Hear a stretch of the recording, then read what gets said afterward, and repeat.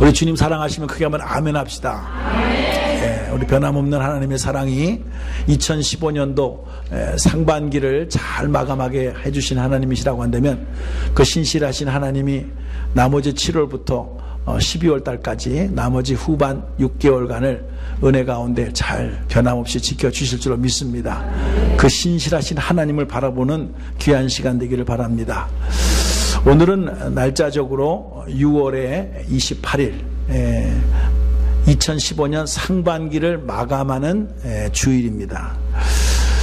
저도 그렇고 여러분도 그렇고 우리가 2015년 1월 송구영신 예배를 드릴 때에 봉투에다가 1년 동안에 이렇게 내가 살아야 되겠다라고 하는 기도의 제목을 적어놓고 또 성경도 읽어야 되겠다, 이런 생각도 하나님께 소원 기도해보면서 열심히 가정에서, 일터에서, 우리 사업장에서 열심히 달려왔습니다.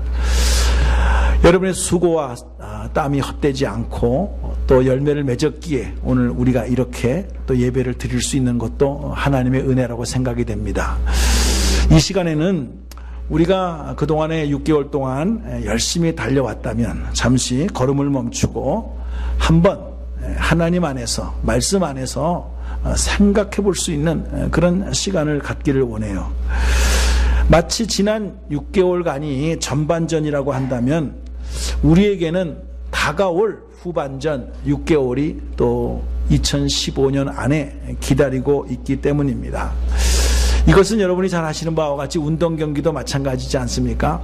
전반전이 있고 후반전이 있는데 전반전에 잠깐 실수를 했다 할지라도 전반전과 후반전 사이에는 해프타임이 있어서 감독이 선수들이 뛰는 것을 잘 분석을 합니다. 그래가지고 그 해프타임 시간에, 휴식 시간에 전략을 짭니다. 그리고 각자의 선수들이 잘하는 것은 잘하는 면으로, 또 잘못한 것은 이렇게 하라고 지도를 하면서 후반전에 가서 그 감독의 말씀대로 잘 움직이다 보면은 역전의 드라마가 일어나는 것을 우리는 가끔 이렇게 화면을 통해서 볼 수 있지 않습니까? 저는 인생도 똑같다고 생각합니다. 우리의 인생의 감독자는 누구이십니까? 하나님이십니다. 하나님께서 여러분의 전반전의 삶을 다 보시고 평가하셨을 것입니다. 어떤 점이 부족하고 어떤 점이 잘했던가를 다 아실 것입니다. 이 시간은 그 하나님께서 이제 해프타임이 되어져서 우리에게 작전을 짜면서 생각할 수 있는 기회를 주십니다. 오늘 우리의 인생의 감독자 되신 주님의 말씀, 하나님의 말씀을 잘 여러분들 경청하고 그대로 또 나머지 인생의 후반전을 산다면 정말 귀한 열매가 맺혀질 줄로 믿습니다.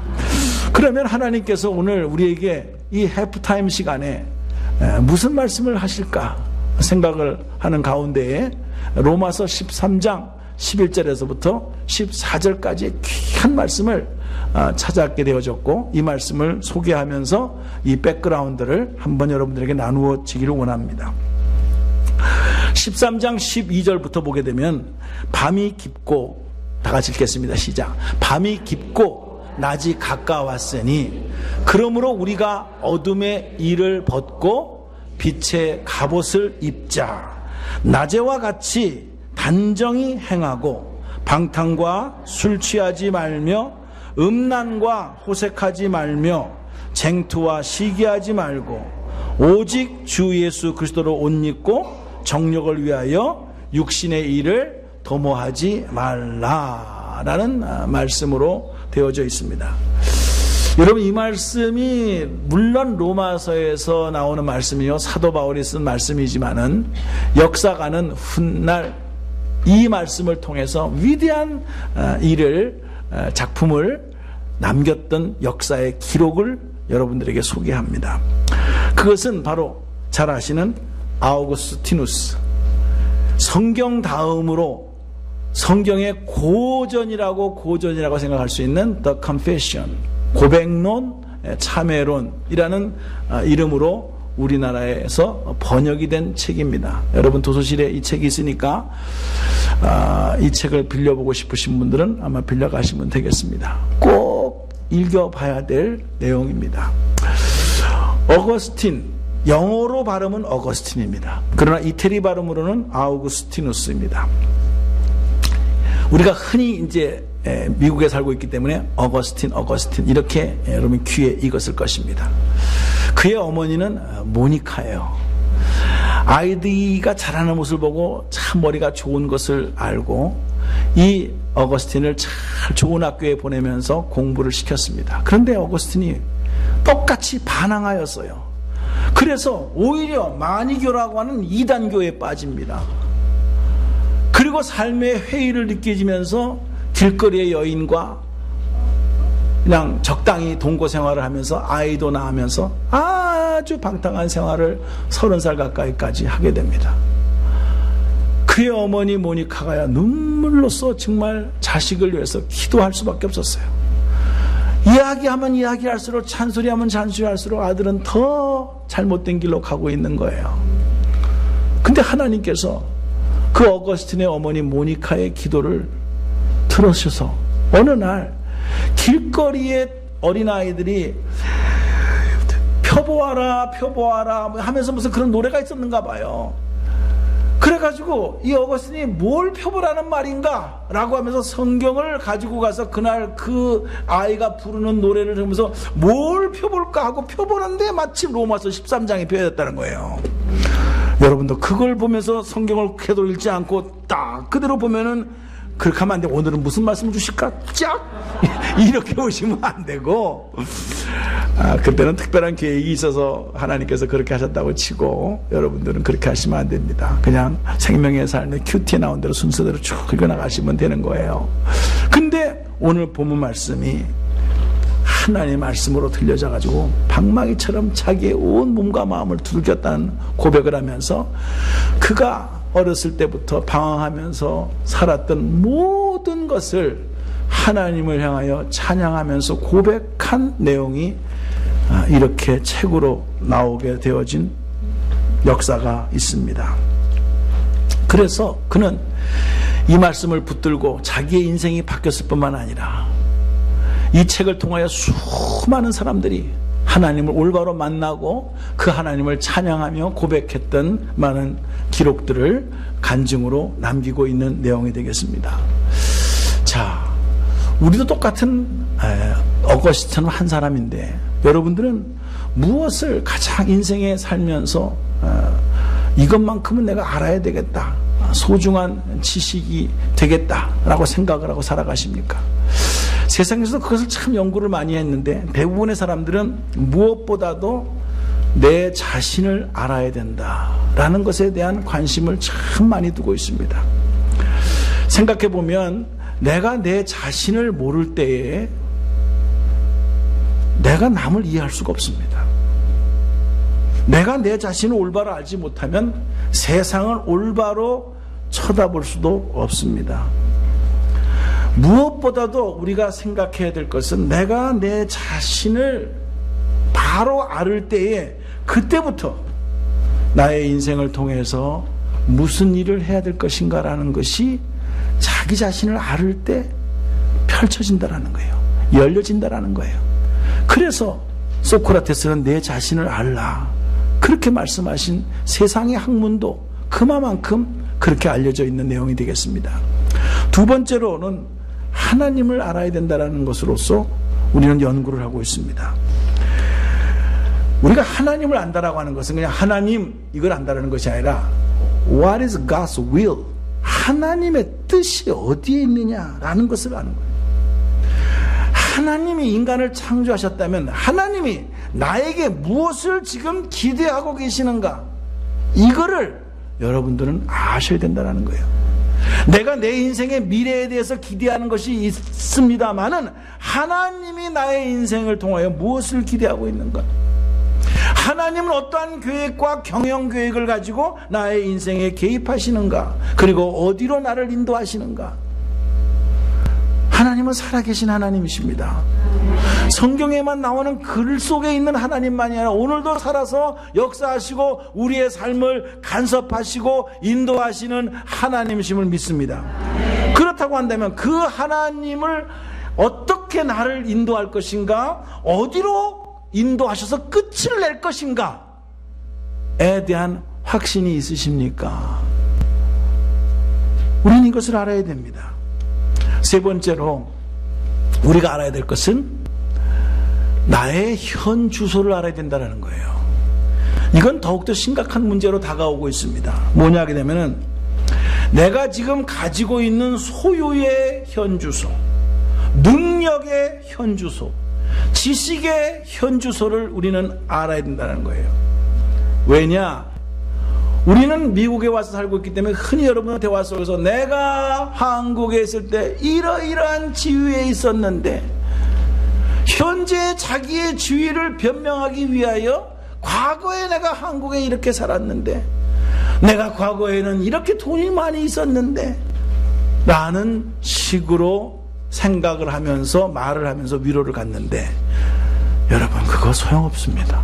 현재 당신이 얼마를 갖고 있느냐, 현재 당신이 가지고 있는 능력의 가능성은 어디까지 가고 있느냐, 내가 지금 쓸 수 있는 현재의 재물은 어떤 것이냐 라는 것이 훨씬 더 우리가 인생을 살아나가는데 중요하게 다가오고 있는 내용이 되겠습니다.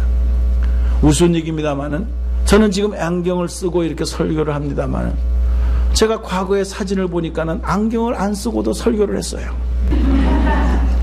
근데 어느 날 멀리 있는 거는 잘 보이는데 가까이 있는 글이 안 보이는 거예요. 그래서 이상하다 그래가지고 이렇게 보니까는 벌써 이게 그 나이가 왔다라는 거예요. 의사가 돋보기를 쓰라는 거예요. 여러분 돋보기를 쓰신 분은 아시겠습니다만 얼마나 불편한지 몰라요. 처음부터 돋보기 쓰는 사람은 없습니다. 안 쓰다가 돋보기를 쓰면서 이렇게 보게 되면 뭐 라식 수술도 하고 여러 가지를 합니다만 얼마나 불편한지 모릅니다. 그때 내가 생각했던 것은 눈 좋을 때 책을 많이 읽을 걸. 눈 좋았을 때 책을 많이 읽을 걸. 이건 책을 읽을 때마다 안경을 벗었다 꼈다 벗었다 꼈다 해야 되고, 항상 여기에 자국이 생기게 되고, 그리고 눈이 왜 이렇게 침침해지는지 눈을 갖다가 이렇게 비벼야 되고, 이런 일들을 거듭하면서 내가 눈 좋을 때 좀 더 책을 많이 읽었을 걸. 여러분 이게 나만의 이야기가 아니더라고요. 기억력이 좋았을 때 우리가 좀 더 많은 것을 배우고 할 것 같다. 이제는 한 번 읽으면 그 다음 거 읽을 때는 잊어버려 벌써 다. 기억력이 아물아물해집니다. 그런 사람에게 내가 과거에는 기억이 참 좋았는데 백날 얘기해 보세요. 무슨 의미가 있어요? 프레젠트 타임, 오늘의 현재의 시간 속에서 나의 현실을 정확하게 판단하지 않으면 우리는 그냥 과거에 그랬었는데 라는 것만 가지고 위로를 살면서 살아간다는 거예요. 여러분 생각해 보세요. 여러분이 지금 가지고 있는 시간이라는 것이 있는데 그 시간이 얼마만큼 갈 것이라고 생각하십니까? 오늘 살고 있다고 해서 영원히 살 것처럼 생각하십니까? 오늘 누리겠다고 해서 얼마만큼 그 누릴 수 있는 것이 계속 갈 것이라고 생각하십니까? 얼마만큼 가능성이 남아 있다라고 생각하십니까? 인생의 현주소, 내가 서 있는 현주소 바로 알아야 된다는 거예요. 이것은 제 말이 아니라 성경이 말하고 있습니다. 오늘 성경을 보게 되면 너희가 이 시기를 알거니와 이 때를 알거니와, 성경은 이 때를 알으라고, 오늘의 현 주소를 바로 알으라고 성경은 말씀하고 있다는 거예요. 자다가 깰 때가 벌써 되었으니, 자다가 깰 때가 되었다라는 이 시대의 흐름을 알고 오늘의 현 주소를 알아라 라는 말씀으로 우리에게 다가오고 있습니다. 더 정확하게 미국 영어로 말한다면 The present time, 현재의 시간을 가리키고 있습니다. 저는 이 말씀을 준비하면서 책을 보니까 이 시간이라고 하는 것이 얼마나 실질적으로 중요한 것인지 깨닫게 되어졌습니다. 우리가 흔히 말해서 time is money, 시간은 돈이다, 뭐 이렇게 경제적으로도 얘기할 수 있지만 그것보다 훨씬 더 소중하고 귀중하다는 것을 깨닫게 되어진 것이 뭐냐 하게 되면, 자, 우리는 이 세상을 살아나가는데 자본주의 사회에서 뭐니 해도 그래도 우리가 물질이 필요합니다. 물질. 또 살아가는데 지식이 필요합니다. 경험, 노력, 능력 이런 거 다 실제로 필요한 거 맞습니다. 그래서 시간도 중요하다. 이렇게 자본이라든가 지식이라든가 경험이라든가 노력이라든가 능력이라든가 이거와 똑같은 차원 속에서 시간을 둔다고 한다면 잘못된 생각이라는 거예요. 자, 조금 전에도 말했다시피 모든 우리의 가치와 능력은 시간이라는 것을 통해서 평가가 되어져야 진짜 평가라는 거예요. 무슨 말입니까? 재물에 대해서 말해봅시다. 오늘도 현재 당신이 얼마를 가지고 있느냐가 진짜 당신이 가지고 있는 재물에 대한 진짜 평가지, 시간을 제외해놓고 과거에 내가 재물이 많았었는데 그게 오늘날 무슨 평가가 되겠습니까? 올바른 평가를 할 수 없어요. 과거에 내가 이렇게 믿음 생활을 잘했는데 이거를 오늘의 시간, 그 시기를 알거니와 present time, 여기서 평가를 하지 않으면 우리는 과거에 열심히 해봤는데 라는 것만 가지고 우리는 신앙생활을 할 수밖에 없어요. 근데 그건 정확한 평가가 아니에요. 오늘 이 시간 당신이 어떠한 능력을 가지고 어떠한 믿음을 가지고 어떠한 경험을 가지고 살아가느냐, 이 시기를 알을 때 제대로 평가할 수 있다는 거예요. 똑바로 평가할 수 있다는 거예요. 미국에서 우리가 편지를 쓸 때 보게 되면 한국하고 편지를 쓸 때가 다른 것은 뭐냐 하게 되면은 우리는 편지를 쓸 때 부모님 전상서, 누구 존경하는 누구의 이름을부터 먼저 씁니다. 그리고 맨 마지막에 날짜를 쓰고 누구 올림, 그렇게 하는데 미국의 편지나 공문서를 보게 되면 맨 위에 날짜부터 써요. 이거는 그만큼 시간이, 다른 것도 중요한데 시간도 중요하다 그런 뜻이 아니라 가장 중요한 것은 오늘의 시간이, 그 시간 위에 당신의 모든 것이 올바로 평가될 수 있기 때문에 시간이 먼저 앞서야 된다라고 하는 개념을 가르쳐주고 있는 거라는 거예요. 시간이 먼저입니다.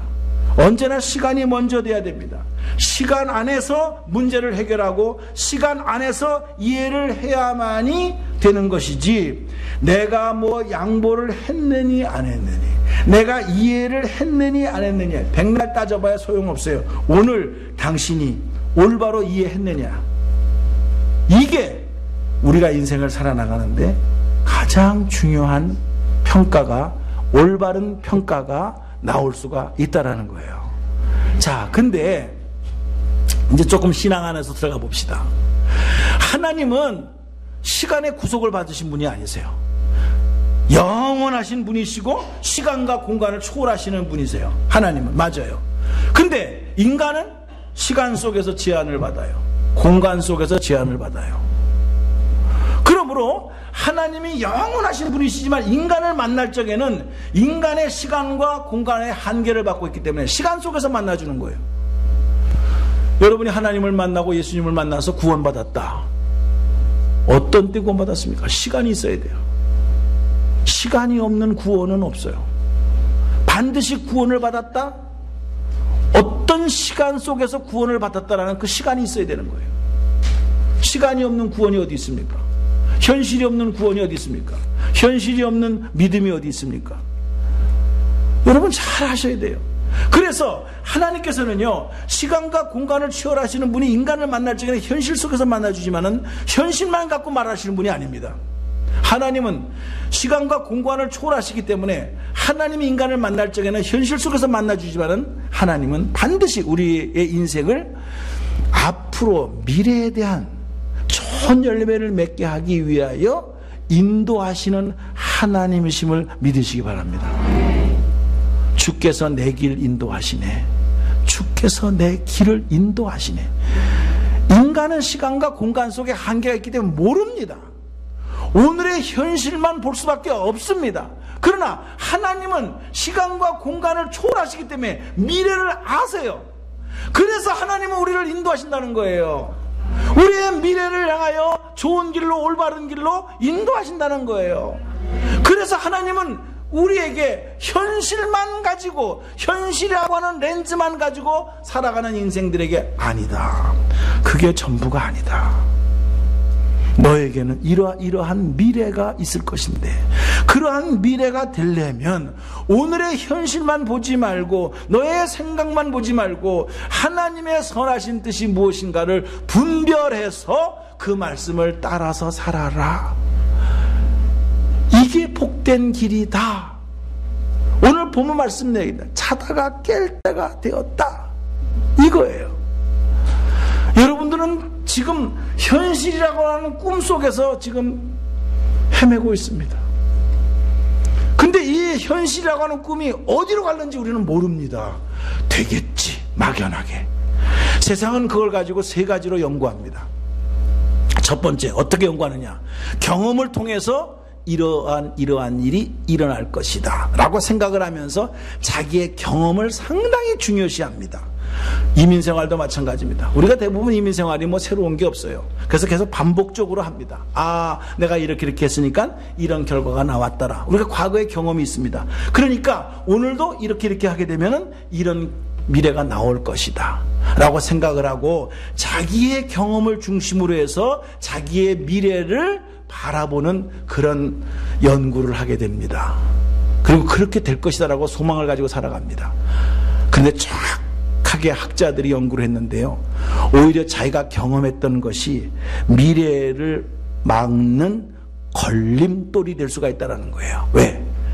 자기의 경험에 의해서만 이루어진 것이니까. 미래에 대한 것은 우리가 모르는데 자기의 경험 안에서만 해석을 하니까 미래에 대한 꿈은 실제로 없어요. 왜? 자기 경험으로만 끝나는 거니까. 그래서 오히려 하나님이 우리에게 주시는 비전, 꿈을 막는 결과가 나온다는 거예요. 에이, 뭐 그렇습니까? 나는 이미 해보니까 이렇게 됩니다. 그러니까 난 더 이상 뭐 거기에 챌린지도 갖지 않고 도전의식도 갖지 않고 그냥 내가 경험한 대로 살겠습니다. 오히려 걸림돌이 될 수가 있다는 거죠. 두 번째, 사회에서는요, 역사가들이 논리적으로 과학적으로 연구를 합니다. 이것이 이제 철학자들이 연구하는 헤겔의 변증법입니다. 정반합의 법칙에 의해 가지고 정이 있으면 반이 있습니다. 반대가 있어요. 그럼 이것이 합쳐져서 또 하나의 이론을 나오게 됩니다. 이렇게 해서 역사는 흘러가기 때문에 역사에 흘러가는 흐름을 잘 연구를 합니다. 한 개인이 아니라 큰 역사의 흐름을 연구를 하고, 이러한 일이 역사의 수레바퀴가 돌아가니까 앞으로도 이러한 일들이 일어날 것이다. 그래서 여러분들이 흔히 말하는 뭐 100년 후에 없어질 직업이 생기겠고, 100년 후에는 뭐 어떤 직업이 새롭게 생겨날 것이고, 미래학자들이 그렇게 연구를 하면서 미래를 점치면서 여기에 대비를 해야 된다라고 생각을 하고 그렇게 연구를 많이 합니다. 어떤 거는 맞을 수도 있습니다. 그러나 여러분도 알다시피 많은 미래학자들이 100년 전에 세상은 이렇게 될 것이다라고 연구해서 쓴 책들이 있는데 이미 100년이 지났거든요. 어떻게 됐어요? 다 틀린 것도 있고 맞은 것도 있고 그래요. 그러니까 그것 또한 믿을 수가 없다라는 거예요. 자, 여러분의 인생의 미래를 설계할 적에 여러분의 자신의 지금까지 살아온 경험을 기초로 해서 앞날을 계획할 것입니까?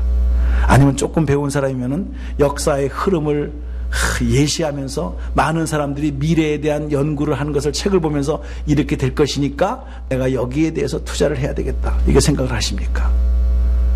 저는 이것이 맞다 틀리다 이걸 말하기 전에 보다 확실하고 보다 분명하고 정말 변하지 아니하는 확실한 약속의 말씀이 있다면 여러분 어떻게 하시겠습니까? 바로 저는 그것이 성경이라고 생각합니다. 제가 이 목살에서 하는 말이 아니에요. 여러분이 진짜 성경을 읽어보게 되면 하나같이 틀린 말이 없어요.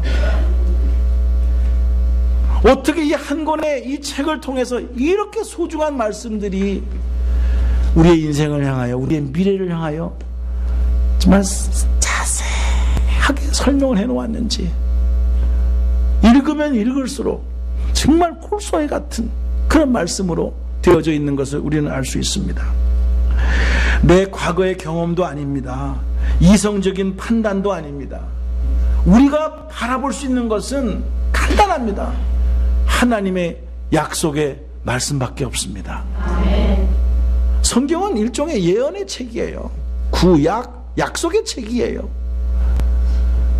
약속이 안 이루어진 것이 없어요. 다 이루어졌어요. 이제 하나 남았어요. 내가 다시 오겠다. 다시 오는데, 예수님이 다시 오시는데 우리를 구원하러 오신다는 것이 아니에요. 우리를 심판한다라는 거예요. 양과 염소를 나눈다라는 거예요.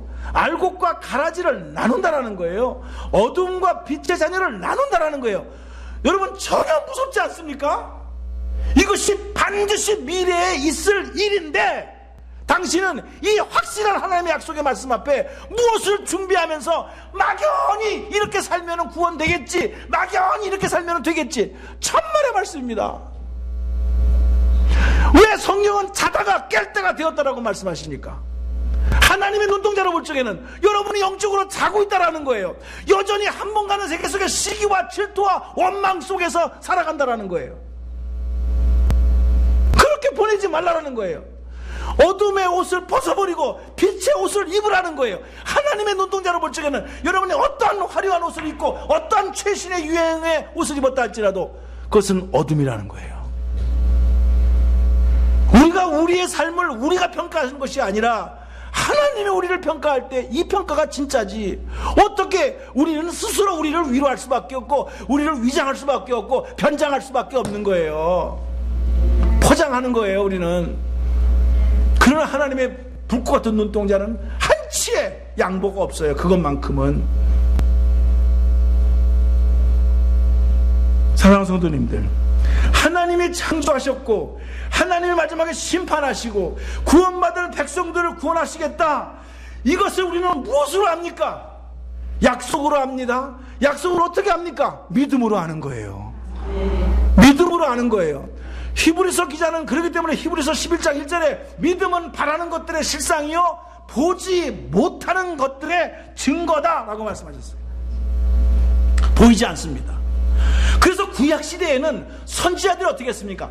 보이지 않는 것, 들리지 않는 것을 남들이, 선지자들은 들었습니다. 하나님의 음성을 들었습니다. 하나님을 보았습니다. 그래서 선지자들은 죽음을 무릅쓰고 그 말씀을 증거하는 것이 구약시대의 선지자였다면, 신약시대에 우리 크리스찬들은 세상 사람들은 모르고 세상의 쾌락과 세상의 확률과 세상의 경험으로 살아가지만 우리는 오늘도 변하지 않는 하나님의 약속의 말씀을 믿고 보이지 않고 들리지 않고 만지진 않지만 기록된 하나님의 약속의 말씀을 믿고 이렇게 될 줄로 믿습니다 라고 살아가는 것이 크리스찬이라는 거예요. 이게 신약과 구약에서의 다른 점이에요. 여러분, 우리가 크리스찬이지만은 기분 나쁘면 싸울 수 있습니다. 기분 나쁘면 언성이 높일 수 있습니다. 자기가 자기 마음에 안 들면 시기 질투가 나올 수 있습니다. 만일에 그렇게 똑같이 산다면, 똑같이 그렇게 할 수는 있지만 그렇게만 계속해서 산다면 당신이 하나님의 음성을 들은 사람입니까? 하나님의 약속의 말씀을 믿는 사람입니까? 아니라는 거예요. 우리가 어떠한 어려움 속에서 감정이 격해질 수가 있고 그리고 시기와 질투가 나올 수가 있지만 우리가 그것으로 끝나는 것이 아니라 우리가 인내할 수 있고 우리가 참을 수 있는 것은 하나님의 약속의 말씀을 믿기 때문이에요. 그 말씀을 받아서 우리의 격한 감정을 컨트롤하기 때문에 남이 보지 못한 것을 내가 볼 수 있는 영안을 열려주셔서 그 방법대로 살아가고 남이 듣지 못한 음성을 우리가 성령 안에서 성경을 읽다가 들었기 때문에 그 말씀대로 살아가는 그것이 오늘날 신약시대의 크리스찬들이라는 거예요. 여러분, 우리는 너무나 잘 압니다. 밤이 되면 태양이 안 보이는 거 잘 압니다. 그러나 태양이 없는 게 아니라 태양이 다른 편에 있기 때문에 우리의 눈에 안 보이는 거죠. 안 보인다고 해서 태양이 없는 것입니까? 너무나도 우리는 확신합니다. 여러분, 마치 어두움이 흑암의 권세, 다시 말씀드려서 세상이 허무하고 무질서와 폭력과 너무나도 복잡하고 너무나도 암담한 세상 속에서 도대체 하나님이 어디 계시는가? 도대체 하나님이 무엇을 하고 계시는가? 왜 의인은 고통을 당하고 악한 사람은 형통하게 잘 사는가? 저 사람은 예수도 안 믿고 전혀 세상적으로 사는데, 아니 평생 아픈 거를 못 봤네. 아니 아무리 불경기라고 해도 하는 것마다 잘 돼가지고 돈이 너무 많아서 뭐 그냥 1년이면 6개월을 놀면서 그냥 휴가 가면서 산다네. 그런 소식을 들을 때 억울하지 않습니까? 나는 그래도 주여 아버지 하고 집에 교회에 와서 부르짖고 기도도 하는데 살아계신 하나님 뭐 하시는 거요? 왜 악인은 형통하고 의인은 고통을 당해야만 됩니까? 죄 없는 사람은 억울한 일을 당하는데, 아니 뭐 요리조리 빠져나가면서 그냥 법망을 피해가면서 그렇게 잘 사는 사람 모습을 볼 때 너무나도 억울하지 않습니까? 전혀 빛이 보이지 않습니다. 하나님의 공의가 있다고 하고 배웠는데 전혀 내 눈에는 지금 공의롭게 행해지는 것이 이 세상에 보이지 않습니다. 여러분, 태양이 안 보인다고 해서 밤이 왔다고 해서 태양이 없는 것입니까? 반드시 깊은 밤이 지나고 난 다음에는 아침 새벽이 태양이 떠오를 줄로 믿습니다. 우리는 그걸 봐야 돼요. 여러분, 영국의 탐험가였습니다. 근데 이 탐험가이면서 이분은 선교사였습니다. 그래서 아프리카의 아버지라고 하는 별명을 가진 데이빗 리빙스톤이라고 하는 사람이 있습니다. 리빙스톤, 유명한 사람입니다. 빅토리아 폭포를 최초로 발견한 사람입니다. 아프리카를 여행하면서. 그러면서 복음을 증거했던 사람입니다. 오래 살지는 못했어요. 아프리카를 선교하면서, 그러면서 열병에 일찍 돌아가셨어요. 그러나 그의 업적은 그 당시에 많은 사람들에게 새로운 눈을 뜨게 했던 그런 분입니다. 이분이 업적이 참 대단해서 수많은 기자들의 모임 속에서 질문을 받고, 당신은 어떻게 이렇게 성공적으로 그 당시 오지인 아프리카에서 이렇게 사역을 잘 마칠 수가 있었습니까? 라고 하면서 막 후레쉬를 터뜨리면서 질문을 하게 될 때 그는 이런 예를 들어서 설명을 했습니다. 여러분, 인생을 살아가는 것을 큰 바다에 배가 지나가는 것으로서 비유할 수가 있는데, 그 큰 배가 그 험한 바다를 안전하게 운행할 수 있는 비결이 어디에 있는 줄 아십니까? 이렇게 물어봤어요. 그러니까는 전혀 자기네들이 원했던 질문에 대한 대답이 아니거든요. 그래서 가만히 있으니까, 제가 알기로는 내가 여행을 해보니까 그 험한 파도 속에서도 배가 갈 수 있었던 것은 배 밑에 무거운 짐이 있기 때문입니다.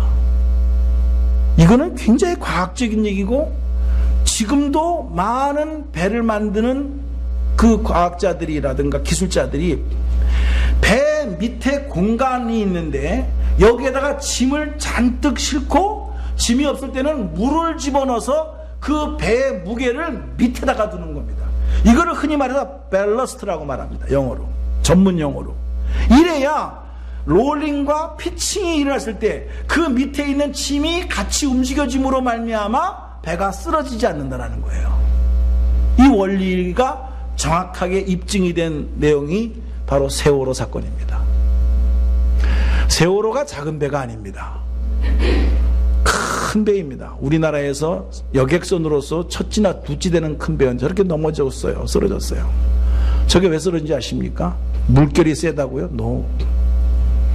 저 밑바닥 배 밑에는요, 물을 채웠어야 되는 거예요. 중심을 잡아줘야 되는 거예요. 근데 객실을 더 많이 만들기 위해서 개조를 했어요. 그래가지고 그 물이 이마만큼 차야 중심을 잡을 텐데 사람을 못 태우니까 그거를 더 줄이고 객실을 만들어 버렸어요.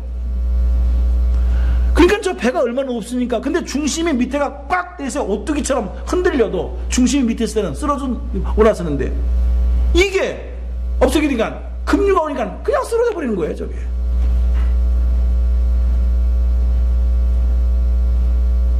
가장 기본적인 원리를 인간의 탐욕 때문에, 욕심 때문에 수많은 어린아이들이 죽었어요. 바닥의 짐. 이거는 참 우리 인생 속에서 인생의 항로를 걸어가는 그 바다의 배라고 비유한다면 굉장한 중요한 의미를 나타내주고 있습니다. 바닥의 짐. 리빙스톤이 그 많은 기자들 앞에서 간증을 하면서 이야기를 하게 될 때 여러분이 저에게 너무나 훌륭한 사역을 했다, 너무나 성공적인 업적을 남겼다라고 하는데 또 그 비결이 무엇이냐라고 지금 그것을 알고자 질문하는데 저에게는 이제 무거운 짐이 하나 있었습니다. 이것은 나의 인생의 밑바닥의 가장 큰 짐은 내 사랑하는 아들이 방탕해서 집을 나가버렸습니다. 지금도 내가 어디 있는지 모릅니다. 내가 하나님 아버지 앞에 쓰임받았다고 이렇게 하지만 내가 이 자식을 생각할 때마다 도저히 내가 내 자식도 간수하지 못하는데 내가 왜 이런 것을 하는가. 하나님 아버지에 기도하고 남들이 잘했다고 했을 때 내 자식도 제대로 못하는데 내가 뭘 이걸 한다고 하느냐, 자랑할 게 뭐 있느냐.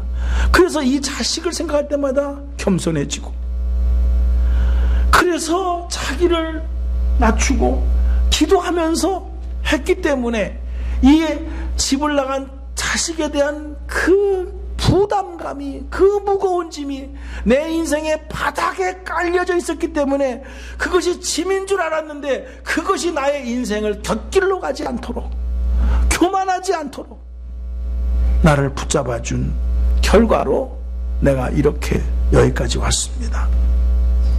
이렇게 리빙스톤이 고백을 했더라는 거예요. 사랑하는 성도님들, 우리는 이 시대에 나만이 왜 이런 무거운 짐을 지고 가야 되는가? 왜 하나님은 어디 계시길래 이 험악한 세상을 그대로 내버려 두시는가?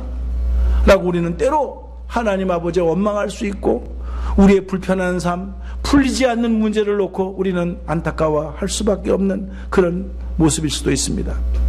근데 또 한번 생각해 보세요. 과연 하나님이 주무십니까? 또한 하나님이 못 본 채 하십니까? 저는 인생의 뒤안길에서, 아니 역사의 뒤안길에서 분명히 하나님은 무엇인가를 준비하고 계시고 예비하고 있다는 사실을 믿으시기 바랍니다. 여러분이 아시다시피 요 최근 10일 사이에, 15일 사이에 어떤 일이 났습니까? 미국 대법원에서 드디어 동성끼리 합법적으로 결혼을 할 수가 있다. 미국의 법이 통하는 50스테이트 안에서 모두 다 이제는 정상적으로 결혼할 수 있다. 이제는 무슨 레즈비안이 사는 촌이 따로 있는 게 아닙니다. 여러분의 옆집에도 얼마든지 동성 연애자들이 결혼을 해서 살 수 있는 합법적인 근거가 되어버렸어요. 떳떳해요. 또 이슬람의 극단주의진 무당단체가, ISIS가 저 서북아프리카에 있는 튜니지아라는 그 해변가에서 무작위로 가만히 보고서는 전부 다 유럽 사람이고 휴양객으로, 관광객으로 오는 사람 같으면 무조건 쏴버렸습니다. 신문에 나온 것은 38명이 그냥 해변가에서 죽었습니다. 39명이 부상을 당했다는 소식이 들려졌습니다. 미국에서는, 사우스캐롤라이나에서는 예배를 드리고 있는 가운데 한 개인이 와서 목사님, 핑크니 목사님을 쏴 죽였습니다. 교인들 9명을 죽였습니다.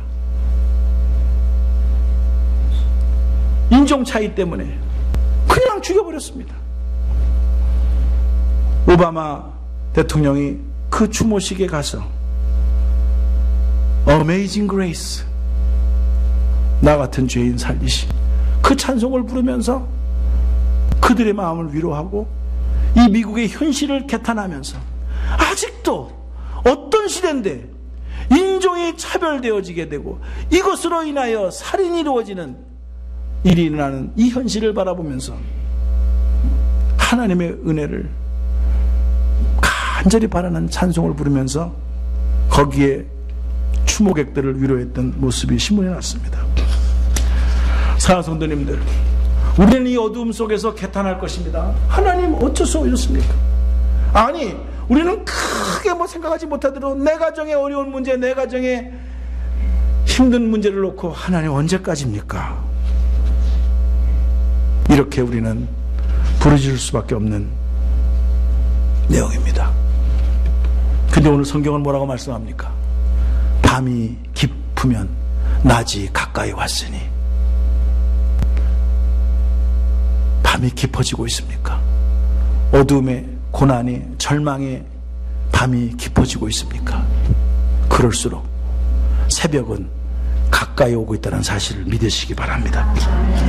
그러므로 우리는 어둠에 있다고 해서 어둠을 비판하고 어둠을 원망하고 어둠 속에 묶여져서 살아가는 인생이 아니라 어둠이 오면 올수록 와, 새벽이 가까이 오는구나, 이걸 깨닫는 사람이, 생각하는 사람이 길을 보이는 겁니다. 내가 무슨 옷을 입어야 되겠다. 이제는 어두움에 어울리는 옷을 입고 살아가는 것이 아니라 어두움은 어두워질수록 빛이 가까이 옴으로 말미암아 그 시기가 올 것이니 나는 이제 어둠의 옷을 벗고 빛의 갑옷을 입어야 되겠구나. 이 현실을 생각할 수 있는 여러분이 되기를 바랍니다. 전반전을 뛰었습니까? 후반전을 준비하십니까? 바쁜 발걸음을 잠시 멈추시고 오늘 이 시간 생각해 보세요. 나는 어디로 갈 것인가? 하나님께서 예비해 놓으시고 미래를 열어 놓으신 그 길을 분명히 갈 텐데 나는 그 길 앞에 무엇을 준비하고 있는가? 오늘 이 확신 속에서 다시 한번 여러분의 인생을 깊이 생각해 볼 수 있는 오늘 터닝 포인트, 해프타임이 되기를 주님의 이름으로 축복합니다. 기도하겠습니다.